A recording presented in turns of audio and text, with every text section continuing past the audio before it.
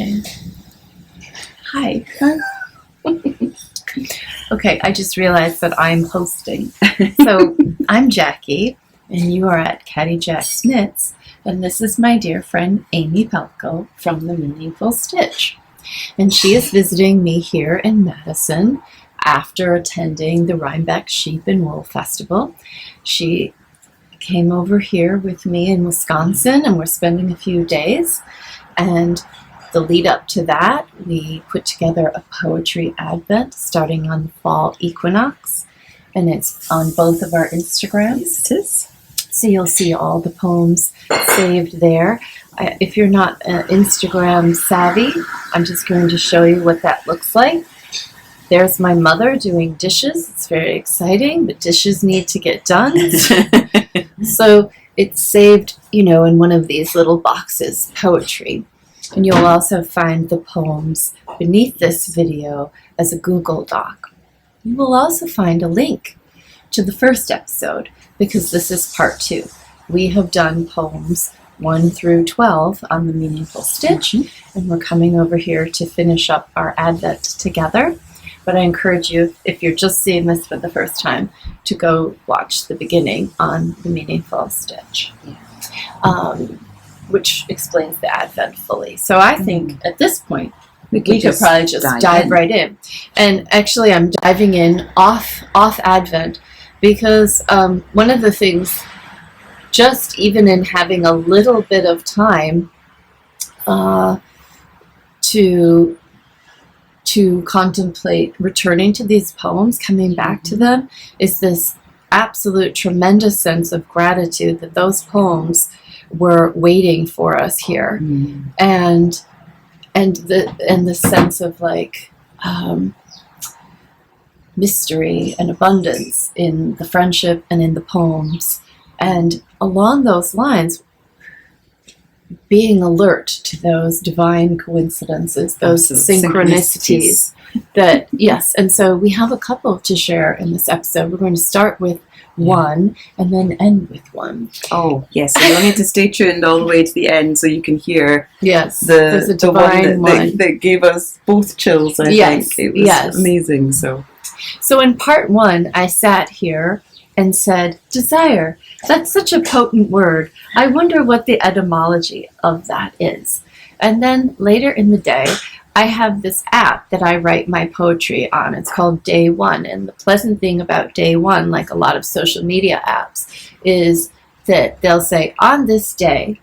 And on the day I said, what? Desire. What an interesting word.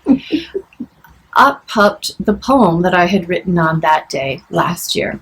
And guess what the name of that poem was? Desire. And of course it starts with the etymology of the word, which I managed to forget that I wrote or looked up. So there you have it. But this poem was written with that episode in mind, even though it didn't know it. So I want to read it to you here. So desire, it's called, from the verb desidere, and that is from the Latin, from down, plus sidere, star. The best kept secret is that you will never bring down the stars, where they burn at a scale beyond your capacity to hold them. And isn't that the wonder anyway? What you can't have alive in you, not in the possessing, but in the cut diamond of a mind a shimmer. This, the rope that mercifully binds you to the round nape of space and time. Desire. Yes, to bring down the stars, that's what it means, which is such a beautiful etymology. How did I forget? I don't know. I won't forget it now. No. That's us. Yes, and I just want to say, speaking of napes of necks, I think and desire. Yes, this is so interesting too, the story behind this knit. Yes. I'll move my hair so you can see it properly, because it is phenomenal. Yes. I love it very much. And is your neck warm enough, dear? Oh, absolutely. This is Pieces of Silver, and all of this mohair is from cake wool. and I knit it while I was quarantining last year because I had tested positive for COVID, and so I couldn't be at the festival, and I sat and knit, and this is what I knit, and it just happens to look so magnificent on Amy Palko. And she just happened to have her colors done by Melissa Jenkins. Yes, and there'll be more on that in the very near future. Yes.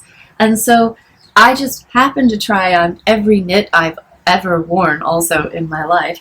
And this one, I guess you have enough room to bring it back in your suitcase. We're hoping so. We will make room. I will sit on that suitcase. Perhaps I will just have to layer up some of my pieces for the plane ride. Yes, you'll be highly layered. Let's hope it's not too warm. Yes, but it has a turtleneck, as you know, that is just, yes. So the nape of your neck is warm for sure. And as is the nape of my neck. So I have just the wink on. Yes. You know, and the wink is another one of those. Go back and watch the SoHo Square episode if you feel like it. There's a story about that too. And that's kind of, if I had to set an intention for the Poetry Advent, it is to be awake to wonder. And this was certainly an experience such as that. So this is the SoHo Square wink. It's my new pattern. Yeah. And this is Pieces of Silver. And you should show this as well. Yes, I have this down here. This is the bigger version, and I have it down in case I get cold, and also in case I need to coordinate better with Amy. I can put this on and cuddle in, right, for a little bit. Yes. So that's the knitting portion of the Advent. And now we can move right into, we left off, and it'll be your turn, I believe. We did. We left off with Robinson Jeffers and on day 12, and now we are on day 13. And I just want to make sure, yep, here we are. And there's the plane going over. That'll be you tomorrow. It will. But, you know, I definitely want to come visit you. I think you absolutely should. We have plans. Yes. So we're in the process of making plans. So that's just, that sound is just there to say to us, girls, remember, you have plans. We do. So thank you for joining us this morning. And here is the conclusion of our Poetry Advent. Excellent. So day 13. I wish in the city of your heart. And this is by Romley Wilson. I wish in the city of your heart you would let me be the street where you walk when you are most yourself. I imagine the houses.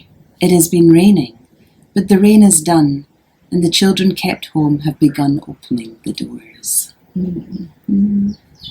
Isn't that so lovely, considering that we've just been out walking? We've been out for our breakfast this morning in your city. And you're letting me be the street where you walk, where you're most yourself. And it has been raining, and the rain is done. Yes. And here we are opening some poetry doors together to see what's behind them and see what we can find. And I think that is a lovely invitation and a lovely way to start today. For sure, absolutely. So poetry is like traveling, where there's the land, there's the ones you know, but there's always that sense of discovery, and then there's the sense of this is a treasure I want to keep and remember. Yeah. Absolutely. So, and we so appreciate. We've read some of your comments on the last Advent, and they're so thoughtful. And it sounds like some of you have found some shared love of these poems with us. Absolutely, and that you are also opening the doors with us, which we so appreciate. Yes, as you would say, that feels delicious. It does feel delicious. Okay, so day 14 is Jane Hirschfield, and it is 3 times my life has opened. You can see the connection. Yes, absolutely. And I found this in a bookstore in Soho. So I was like, oh, this is it. And sometimes the poems are just really meant to snuggle up with the poem that came before. Absolutely. And this just felt perfect. 3 times my life has opened. Once into darkness and rain. Once into what the body carries at all times within it and starts to remember each time it enters the act of love. Once to the fire that holds all. 3 times my life has opened, once into darkness and rain, once into what the body carries at all times within it, and starts to remember each time it enters the act of love, once to the fire that holds all. These 3 were not different. You will recognize what I am saying, or you will not. But outside my window all day, a maple has stepped from her leaves, like a woman in love with winter, dropping the colored silks. Neither are we different in what we know. There is a door. It opens. There it is closed. But a slip of light stays, like a scrap of unreadable paper left on the floor, or the one red leaf the snow releases in March.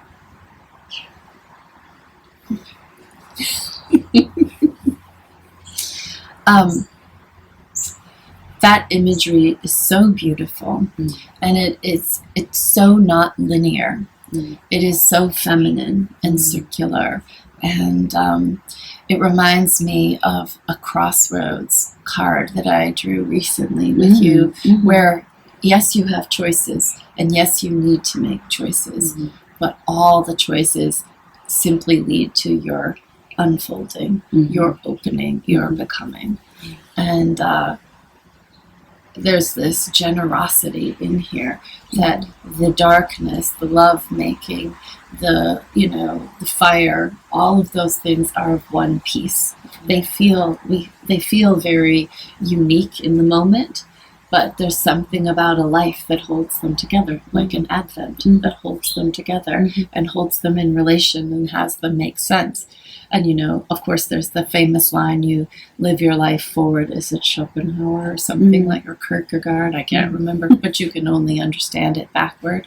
Well, I think you can trust, though, that it's making sense as it unfolds. And that is a choice that you have. And that choice is reinforced through reading poetry, through having it surround you, that your life is meaningful, that you have companions, that you have aides, that you're not alone, that there's discovery. And I will say the word magic. Magic to me just means that something greater than yourself and something outside of this tiny little buzz of thoughts that is just, the part of our conscious mind that we use is such a little tiny part of our brain.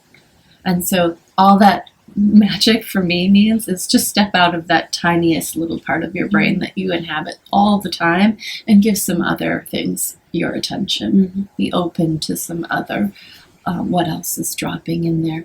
And so I will say that my favorite line in the poem is, outside my window, a maple has stepped from her leaves. Yes, I like that one too.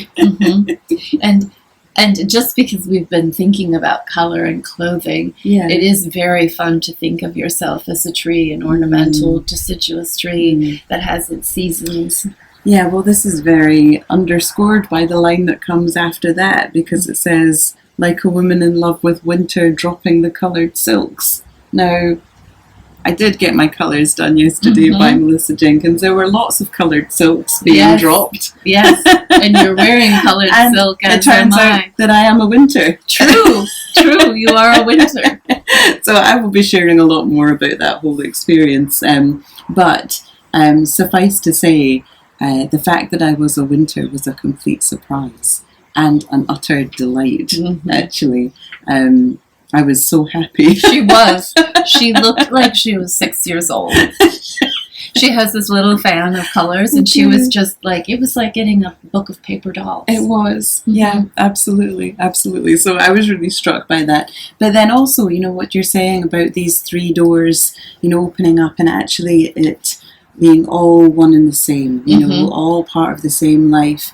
And then I'm thinking about, you know, last year and this year, the knitting of this jumper, the writing of the poem about desire, and then moving forward to this moment. And then here we are sitting doing our Advent together, which is such a treat. It's not, you know, whenever we've done this before, we've always done it over Zoom. We've never been able to do this in one another's company before. And then I'm wearing the jumper that you knitted a year ago, and you discovered the poem on desire from a year ago. Yes. So there's this, you know, and so we've opened the door, but actually it's almost as though time has folded in upon itself, and all of a sudden the doors have led open into the same experience, the same quality, the same moment, as it's being held by something as tangible as a knitted garment and as a poem. Yes. And I would like to say too that this is what I love about knitting, is the kindness of Alyssa to give me shelter and give me the yarn, the kindness of Melissa to do your colors. All of those women are in there too. Absolutely. And it just passes. Yes. And it passes like a door from me, from Alyssa, from me to you. Yes. You know, like all of that is just movement. Yeah. And as I was saying, I decided I was going to wear it today because I wanted to try and soak up this moment, you know, and with all the memories of this space and of this kindness that I've received, and the joy and the creativity and the sacredness of it all, so that when I get home I can always put it out and put it on, and I'm instantly opened that door again and I'm back here. I love that. I love that. And I will say too, just in what I'm wearing, this wink for me is that too, because I literally felt like a goddess came down and winked at me, and I felt flooded with love. So when people wear these, I hope they know the story and feel that little like wink of love too. And that's like what a poem is also. Absolutely. So that's lovely. Day 15. Oh, it's me. Day 15. And this is by Miko Harvey, and I think it's an excerpt from a longer piece. And I didn't note down the longer piece, unfortunately, so I don't have that information, but I will read you the excerpt. The number of hours we have together is actually not so large. Please linger near the door uncomfortably instead of just leaving. Please forget your scarf in my life. And come back later for it. Okay. Oh, who put that one in there?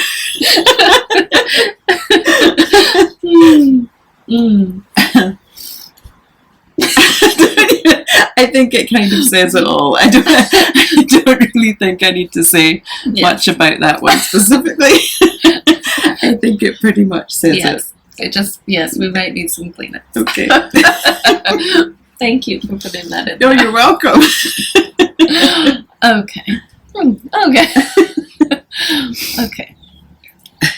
Okay. This is Now I Become Myself, and it's by May Sarton. And it's rather long compared to some of our other ones. Now I become myself. Now I become myself. It's taken time, many years and places. I've been dissolved and shaken, worn other people's faces, run madly as if time were there, terribly old, crying a warning. Hurry, you will be dead before. What? Before you reach the morning, or the end of the poem is clear, or love safe in the walled city?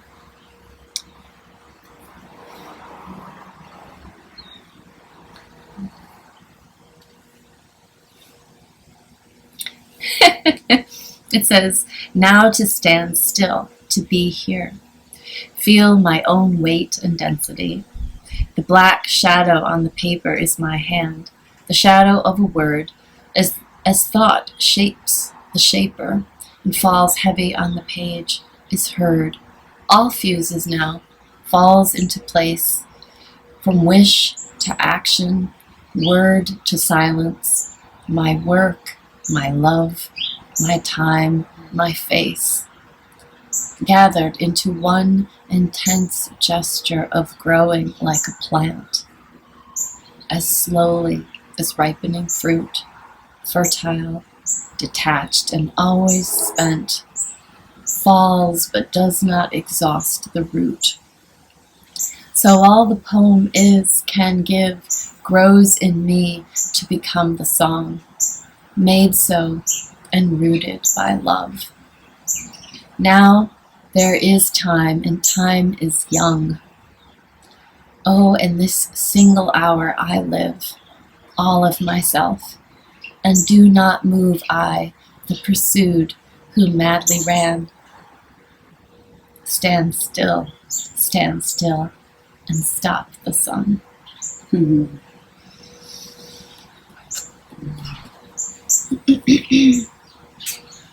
Just watch episode 1. Make sure you watch episode 1. Is all I have to say. Also, We're not quite so weepy in episode 1 either. I didn't expect these things to become such a crescendo of I meaning. know. I'm kind of astonished that the way the Advent is created can be in a scurry and a hurry, and it can just be planted into the future. And yet there is this part of us, and this is frankly what I'm reminded of in reading this right now, that those little choices that you make that you maybe don't even think that hard about, except we chose to do an Advent, and we chose to be readers of poetry. I chose to save that poem. But what I'm loving is that there's more intention in there than I'm even aware of. Again, little brain versus big knowing, wisdom, something. And I'm surprised at how I run madly in little brain. But this whole Advent has been an invitation to slow and to behold the choices that you've made. And that poem is just so lovely. So many lines in here are lovely. And so much. I'm just standing back from it, seeing, didn't expect it, but it's like we invited time to be the third, figure in our Advent. Our grace. Yes. Young time. Yes. A female time rather than a male time. Yeah. Well, there are two figures in Greek mythology of time. You have Kronos, who is, the one that kind of measures out, and everything is very steady and it's measured and it's discerned and it's constant and it's always moving inexorably forwards. Right, and we need that for our appointments at the dentist. And then we have Kairos time.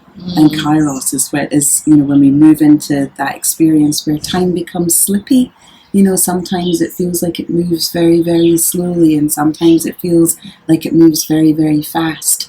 And so Kairos is that invitation to have a subjective engagement with the passage of time, whereas Kronos is the objective engagement with time. And the two function together in our lives, because how could they not? But I think sometimes we give more emphasis to Kronos than we do to Kairos. So when I read this feels like an invitation into Kairos time. Yes. Is Kairos a figure? Yes. Like... Yeah, he's like a young man. Oh, okay. I think he's got, I can't remember why, but he's got like a forelock. Oh. I can't remember why. Okay. Yes. Or maybe it's a lock at the back of his head. There's something to do with his hair. And about it being kind of a way to connect and disconnect. Yes. With the passage of time. So I love that. And I love naming time ourselves. Like when we run our walk, we decided it was corduroy time. Corduroy season. Yes, corduroy season. Yes. Swish, swish. Exactly. And I think it's just a way of claiming it and not being, having it go either unconsciously or happen to you, but to meet it, come out and meet it. Do you know the opening of the chapter on homing in Women Who Run with the Wolves? Mm-hmm. She talks about coming up with names for seasons. Oh, And so, of your own. So not necessarily, I'm renaming autumn, but like being in tune with the seasons as they're moving through yourself and in nature. Mm-hmm. And then going, oh, this is the season of the polished conker, or this is the season November of the spine. Yes, absolutely. That would be mine. Yes, that would be yours. October of the outward and inward turning spiral, or those kinds of, so that we can really kind of explore our own inner narratives and meanings, which I think this poem speaks to so beautifully, but then allows us to see that in a much grander, like bigger story. There's a points of connection with the mythic and the collective unconscious, whilst experiencing our own lives in the waking every day.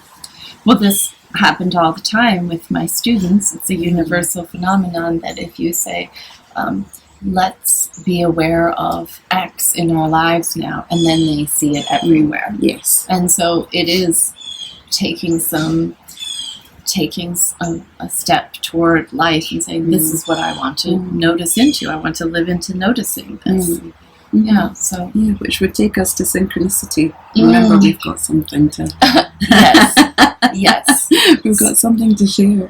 So we have day 17. Okay. Soul by a SoHo saint.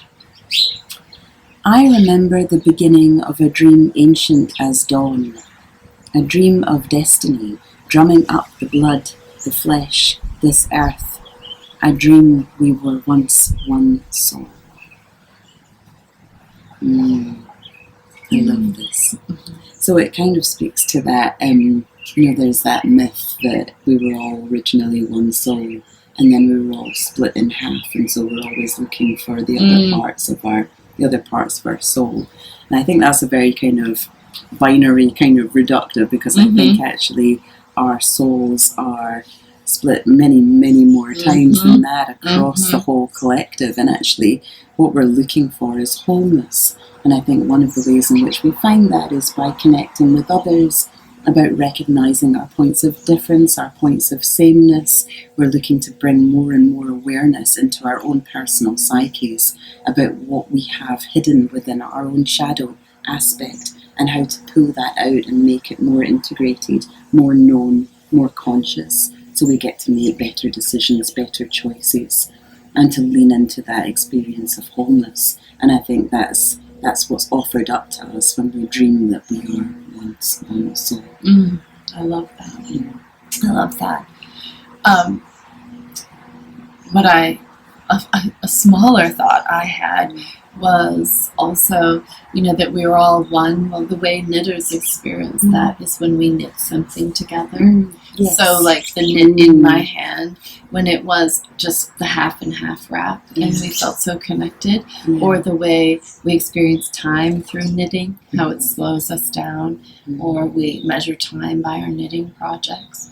I'm just saying that soul can feel so vast a concept, but I think our craft is very adjacent. Like it's also just sort of like a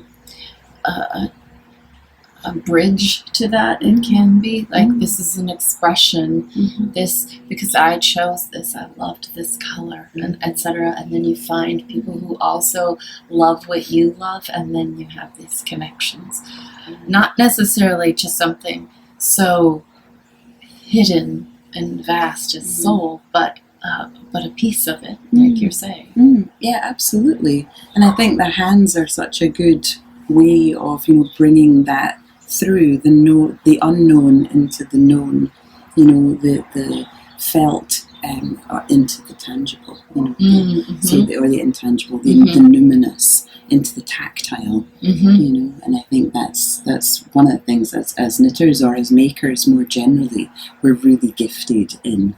It's the development of the muscle memory in our hands, so that our hands know how to form a stitch. And of course that comes through practice, that comes through making one stitch after another. But through that practice we then gain this kind of manifestation of soul in real time. Yes. But it's in a very tactile, tangible, normalized way. Yes, expressing our souls. Literally, I so hesitate to use some of these words because they're used a lot, but you literally do have this string, not linear time, and you knit it, and you're manipulating, in a way, time. That's what knitting is. It's fiber, but time as well, and making it go from it's from something that's sort of, well, raw material. A straight line isn't the same as what ends up happening, and all of that's put into it is so round and worn and passed from person to person and infused with meaning and color, etc. So I think that's fascinating. I think that kind of really articulates so well why I have this rub with this definition of a good knit being a quick knit. Oh, it's a quick. This is a great knit. It's a quick one. And I'm like. Yeah, I like a project that's small and moves off the needles. The Wink is a beautiful example of that. But I don't think I would describe the Wink as a beautiful knit because it's a quick knit. There's so many other reasons why it's such a beautiful and enjoyable project.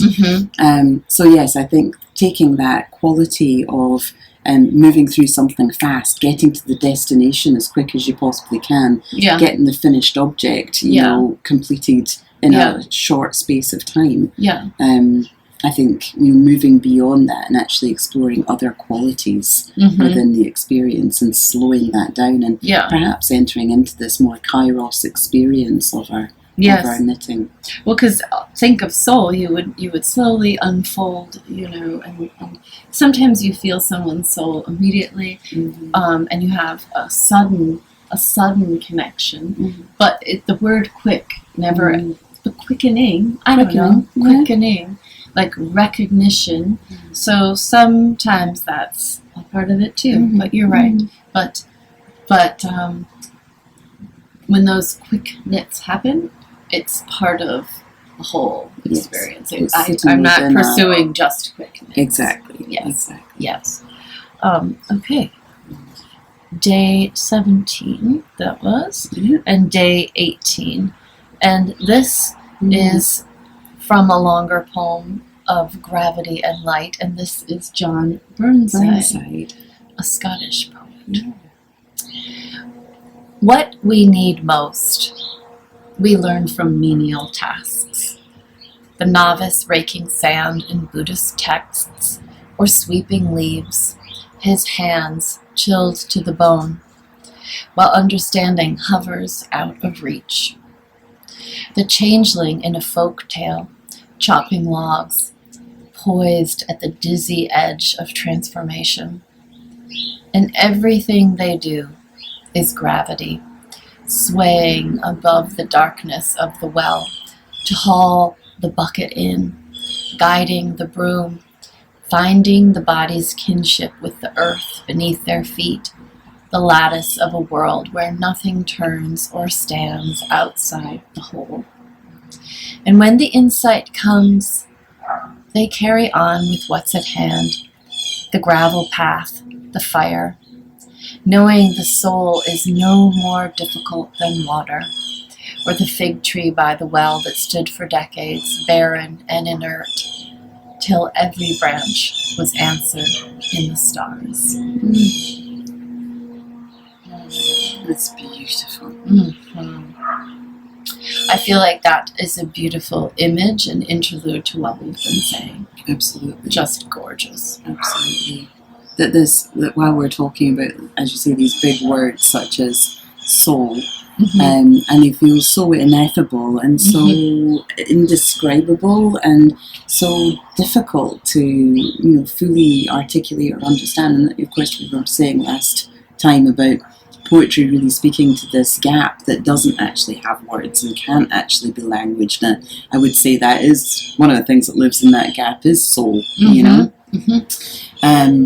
But that actually there is this invitation to engage with it in very practical and real ways. It is the raking of the leaves, it is the folding of the laundry, it is the moving through the minutiae of our everyday lives with presence, with intention. And of course we can't live with constant intention or constant presence, but it's like in meditation, when you're focusing on your breath, and then your mind kind of starts to wander and you start to tick through your to-do list or adding extra items onto it, or then you remember something from a time before, and then all of a sudden you go, oh, we're supposed to be meditating.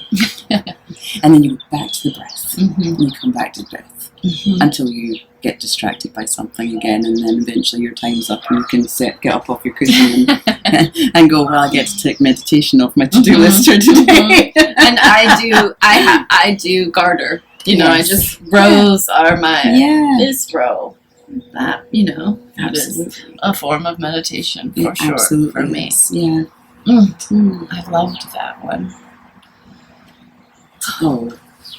Mary Oliver, Day 19, Song of the Builders. On a summer morning, I sat down on a hillside to think about God. A worthy pastime. Near me, I saw a single cricket. It was moving the grains of the hillside this way and that way. How great was its energy, how humble its effort. Let us hope it will always be like this, each one of us going on in our inexplicable ways, building the universe. Perfect with the one. I think so. Again, you feel like these two are just naturally a pair, don't you? They just, sit cheek by jowl with one another. Kindred spirits. Yeah, they're lovely companions. Very nice. Very nice. Day 20 is Ossip Mandelstam. Life's reticulations loosen. Madness looms. So a ray of light spun by a spider scatters ribbed pillars, the crystal temples of eternity. A thin beam of light to join them. The columns of grateful, pure lines shall gather intimately some time or other, like guests with an open countenance. Only let it be now on earth and not in heaven, as in a house full of music. If only we don't scare or wound them, it would be pleasant to survive. Forgive me for what I'm telling you. Quietly, read it back to me. And of course, this came in our Advent when the tragedy was unfolding in the Middle East. And so life's reticulations loom, madness looms. And I turned to Ossip Mandelstam simply because I knew he and his wife were writing in Stalinist Russia in times of political turmoil, fear, terror, etc. And I wanted to see, how do they cope with such challenging times? What do they write about? And look, they're still, even in that context, attending and still trying to find a way, to say, let it be now on earth and not in heaven, and there's peace, that there's love, that there's music full in the house. And of course, that's our prayer in all we do, in spite of where it is otherwise and how it is otherwise, let us patiently bring it forward however we can. Quietly read it back to me, remind me of peace and love when my attention, of course, is drawn to these horrors. Just frankly, that's what they are. So that came in, and that's how that came in. I love that's the poem that came in at that particular moment. That final line, quietly, read it back to me. It's because it's so difficult to hold that. I think in the face of such atrocity and fear and anguish, and despair and grief. How do we hold things like a house full of music? How do we hold peace? How do we hold pleasure? It's a great paradox, and I think this this quietly read it back to me, is that it really brings in a level of tenderness and of care and of compassion and gentleness. Yeah. That I really appreciated. Yeah. Yeah. And I appreciated his perspective. Yes. I guess. I don't know the context of this poem being written, but I just imagine it was under duress, and that was what he turned to. That's what I imagined. And I will go to poetry in any hard time for anything, for that perspective, for that shift. Yeah. You know. Yeah. Because I think poetry can do that. Poetry can quietly read yourself back to yourself. You know, particularly in times that we feel very far from ourselves or feel very caught up in the chaos of the present moment. You know, I think the quietness of poetry is something which really is such a gift. Yes. In this very busy and loud world. Yes. Yes. You know how popular music as a form is like 3 minutes-ish? And I'm sure if we looked at the history of classical music, there were pieces with expectations, time expectations placed on them too. And for me, my poems that I have always my whole life gone toward are 1 page. Like I have a very hard time with the many page poems. Yeah. I can read many pages of like the Odyssey, for instance, but just and I don't know why I'm saying that, but other than to say that it redirects my mind in a small way. It's not an essay, it's not a treatise, it's just a small redirection. Do you know, I have a friend an online friend from a long time ago, who is a Buddhist, and she has this practice of small stones, and a small stone is just like one observation, and she writes it in her book every day. And so I've done a small stone practice in the past, where you use just like the quality of your attention, you know, the slowing down of the moment in order to give that moment its full due, and then crafting the words that would describe that observation, and then holding them precious in a book. You know, I think it's that. Oh, I love that. Maybe we should do a small stone practice. I like that. Yeah, me too. I do too. I'm in. Okay, excellent. Me too. So day 21. Oh, it's a bit longer. Ruth Stone. Yes, Finding Myself by Ruth Stone. Thursday, the 20th of July, came to me and said, "I will give you this one elastic day. Snap it shut or stretch it like bread dough." So I put my hands in kneading and pulling. It was a gauze bag day. The bluebell flower opened at the tip of its stalk. I am a body not equipped to take every flag downhill, but looking at all the exits and entrances, I chose white wine in a plain glass goblet, and wearing a flannel nightgown. The temperature rose. The yeast began to work. Every spider took to the air.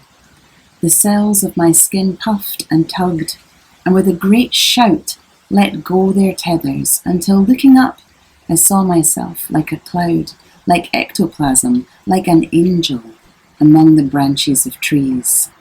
Then peeling layer after layer, I went to it, letting go, until only the elemental worm remained, letting itself down on a string of spittle. So there's something about about the layered self, you know, and coming back to something which is essential, you know, that this, and then the interconnectedness of all, you know, not just all the people, but like the way in which our molecules and our atoms are continually, you know, we think of ourselves as very boundaried, clearly different objects functioning in the world. Like, this is the table, and this is the person, and this is the floor, but actually at an atomic and molecular level, the boundaries are far less distinct. And so I think this, again, is really speaking to those gaps that kind of open up, that poetry is gesturing to, but I think that we can experience in the quality of our attention in our everyday lives. Mm-hmm. What struck me by the poem was the image of letting itself down on a string of spittle, and it reminded me of the spider in the earlier poem, and just, again, just the humble, tiny gestures and movements. Yeah. And I think the spider, of course, does have that connection. If there was to be a particular resonance between an animal and a knitter, I think it would probably be the spider, which makes it very ridiculous that I am actually arachnophobic. Oh, interesting. I can't abide a spider. Oh, I didn't know that. Not even a picture of one. Oh, that's interesting. Yeah. Who knew? You didn't read Charlotte's Web as a child? I think I probably did, and I think I've watched the movie as well. But I think as I've gotten older, I've become even less tolerant of them. Interesting. So there's an increased sensitivity. But there is something about this. But I think they're incredible creatures, right? And I have huge respect for them. And I have, when we do have one in our house, they're released. Yes, I'm just not the one that releases them. Yes. But I think they have this incredible capacity to create fibre out of their very bodies, and then to work with it in such incredible ways with such beautiful patterns, and and I think the correlation there between and they're making visible the synchronous living that we've been talking about, though. Yes, because we're spinning filaments all the time too, and when she says, "Oh, have any yarn you want, just knit some," that kind of thing. That's yes.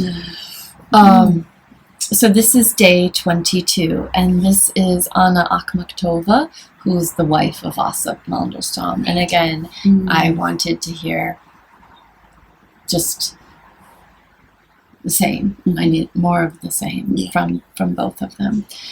He was imprisoned, and she, lived without him for so long and whatnot. So, and this is what she said. I've learned to live simply, wisely, to look at the sky and pray to God, and to take long walks before evening to wear out this useless anxiety. When the burdock rustles in the ravine and the yellow-red clusters of rowan nod, I compose happy verses about mortal life, mortal and beautiful life. I return, the fluffy cat licks my palm and sweetly purrs, and on the turret of the sawmill by the lake, and the bright flame flares. The quiet is cut occasionally by the cry of a stork landing on the roof, and if you were to knock at my door, it seems to me I wouldn't even hear. This reminded me so much of myself. Yes.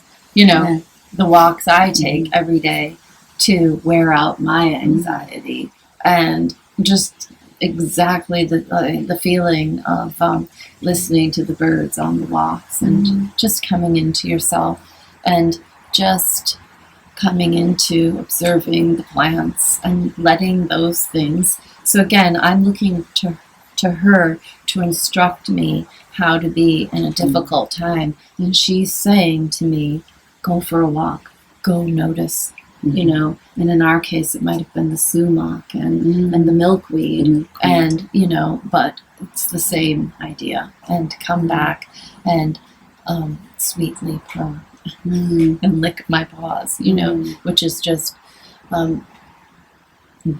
instead of the raging mind, be the animal body that is looking for comfort. I will say, in the hardest time in my life, it was very important to me to have hand lotion and give myself hand massages. And I often am doing this to my hands, and it is a self-soothing gesture.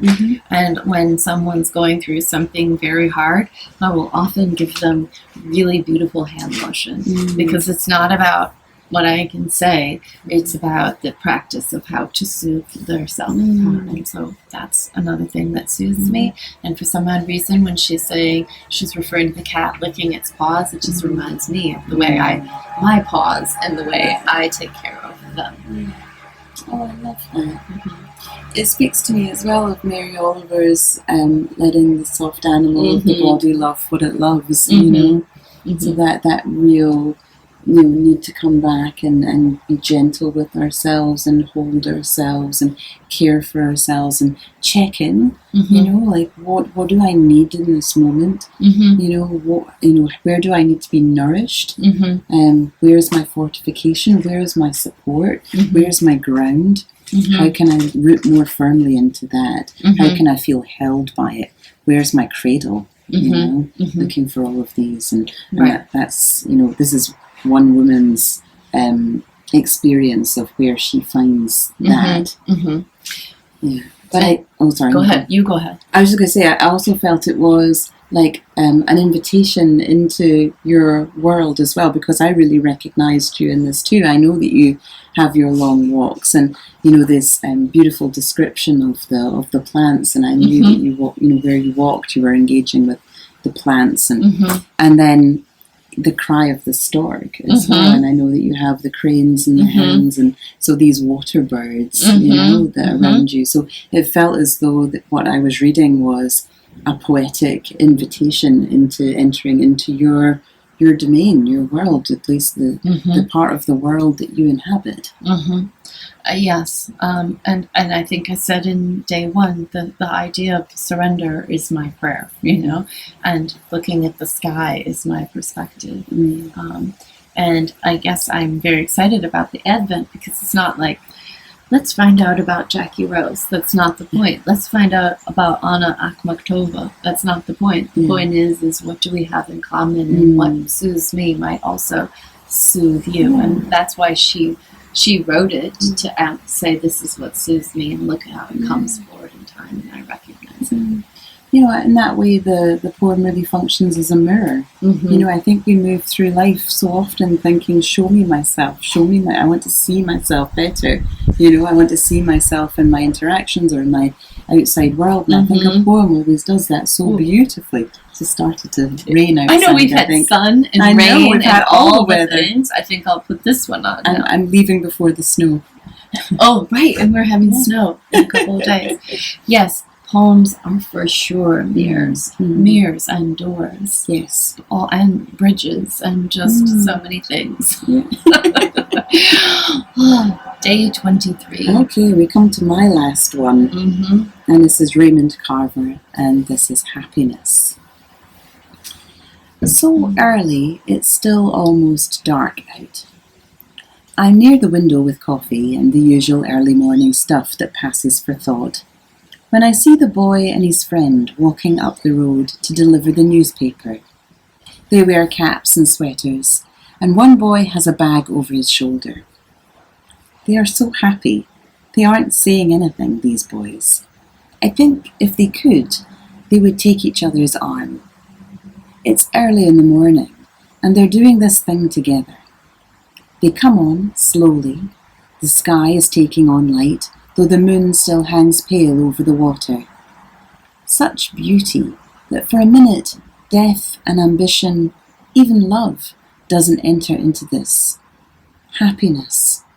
It comes on unexpectedly and goes beyond, really, and early morning talk about it.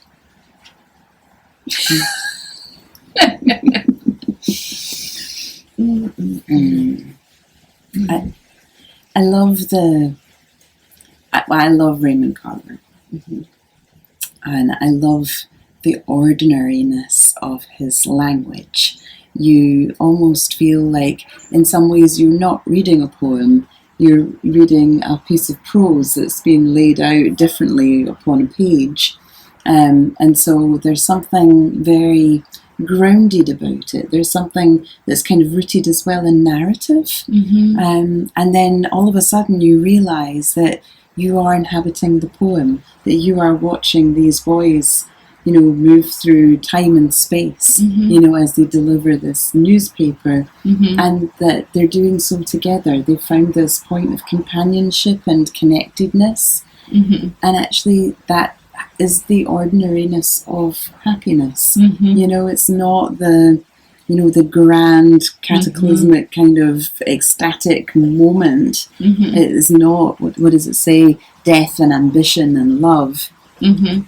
Happiness has a completely different quality, and it's one that is rooted in the everyday. Mm-hmm. Yeah. I'm just have to comment that we've had sun, and now it's raining, and this is wind blowing a little bit of rain in on me, and I'm listening to that poem and just so happy that you're here. And I love the way the poem's written, that these boys are being it's like they're being overheard. They're being just witnessed by someone with a sense of love and compassion. And I guess for a minute I left myself and witnessed us and just felt like I am happy right now. I think we will take one another's arm. Exactly. Because we can. Exactly. So, the last poem is by Louise Gluck, and she won the Nobel Prize for Literature. And this is about Joan of Arc. It's called Jeanne d'Arc. And of course, I'll read it to you, and then I'll tell you about why it's here. It was in the fields. The trees grew still. A light passed through the leaves, speaking of Christ's great grace. I heard, and my body hardened into armor. Since the guards gave me over to darkness, I have prayed to God, and now the voices answer, I must be transformed to fire for God's purpose, and have bid me kneel to bless my King and thank the enemy to whom I owe my life. And it's funny because I still can see it in relation to your poem and her being a child in a French village caught up in the political turmoil of her time. And I can still see her, that she's in a field and there's things like sunlight passing through a field and whatnot. And there's still these elements of grace and listening and being called into the moment that she was called into. And of course, the thing that I was absolutely struck by was the sense of armor not being protective armor, but armor being the value that she has, that like a heraldic symbol that she's carrying out into the world, saying, no, this is going on, and I am this powerless girl child, but these are my beliefs, and I'm going to go out into the world and declare them no matter what. And then to have that conviction, that grace, that absolute and total surrender, so much so to thank her enemy for putting her in the position to show that much faith and that much love toward, in her case, the God that she believes in and the purpose that was planted in her, she believes by God, I think is incredibly beautiful. Again, during a time of conflict and deep core and sadness that's going on when our Poetry Advent and now is going on. And I'm not trying to comment on it beyond that. When I thought about saying what my position, not my position, but commenting on it at all. Who am I to comment on? Just like who is Joan of Arc to comment on anything? The point isn't even what my comment was, but the point was I sat and I thought about it and I filtered it through and through my brain and was like, no, I believe this. I can stand by this. This is my truth, and I can place it out there, and no matter what happens, I'm okay. Because you have your beliefs and you have your values. And my beliefs and values, well, yeah, that's why. But so it's funny that we didn't expect the Poetry Advent to end that way, but it was day 24, and it was like, and it just felt like 24 days is the right rhythm, the right pace. Yeah. And Well, to be honest, like having a life of listening and of like having, for me, I would say, mystery and spirit enter my life through poetry, allows me to, I think that's the purpose, is to fully show up as myself. And so to go to the knitting festival even, and to be like not needing to jostle, or, if we go back to day one, not needing to think we need to hustle, but just needing to reveal and put ourselves with other people, because it could be kind of overwhelming. And what can I give? What can I offer? Who am I in this mix? What's needed here? Well, what's needed here is to just be present, to be us with whatever, and if we can bravely carry what? The love we have. That's the, why does that feel brave? I don't know. It does feel brave because it's breaking into that vulnerability of like need to go, oh, I need to feel love, and I recognize that I'm not just here on this planet by myself. So I guess I really love that this poem doesn't divide the world into self and enemy. It's all of a piece. She's saying, I owe my enemy my life. I owe the darkness, the hardships, etc. What they do is they, like we just looked back with Osip Mandelstam and Anna Akhmatova, they're still affirming their essential nature, no matter what. And I guess she affirmed her essential nature, no matter what. And her humanity. Her humanity, and everyone's humanity. Yes. Yes. Yeah. Absolutely. So, and we were going to go and be on a stage, and and so that was scary, and I was like, but I'm going to be okay. Yeah, and absolutely. And I think that is where we came to, really, wasn't it? Was, the sense of having to come back to our truth and our values and our intentions and our inner resilience, and saying, how do we want this to be? Because I can't control the outside circumstances. I can't control the chaos, but I can control how I choose to engage with it, and I can choose how to hold myself and as I move through it. And actually, in some circumstances, I think that's really all you can do. And I think that was one of the things that I really valued in that particular poem. And then, of course, we should say is that Louise Gluck actually died during our poetry advent. Yes, she did. So I have a very dear friend, Kathleen, who says that when somebody dies, their full story, their full way of being in life is planted into the collective unconscious. So we don't see it as, one distinct part, or, one particular piece of art or creativity. It's like the fullness of who that person was is planted into the collective unconscious, and we honour and celebrate them for all that they produced. And I feel that Louise Gluck passing during the poetry advent, and this being the final poem, it really gives us an opportunity to give thanks and to celebrate her and her fullness, and all of her poems, and then to extend that out and say thank you to poetry as a whole, for all that it has delivered us as it is planted into the collective unconscious, so that it can be generative, it can be, life-affirming, life-giving. Well, it was because she died that I went into her book of poetry. And did I go looking for this poem? Absolutely not.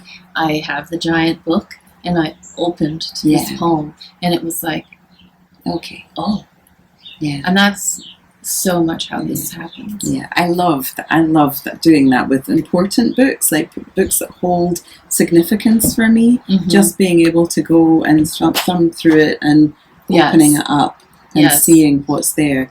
And actually, that brings us to our story. Yes.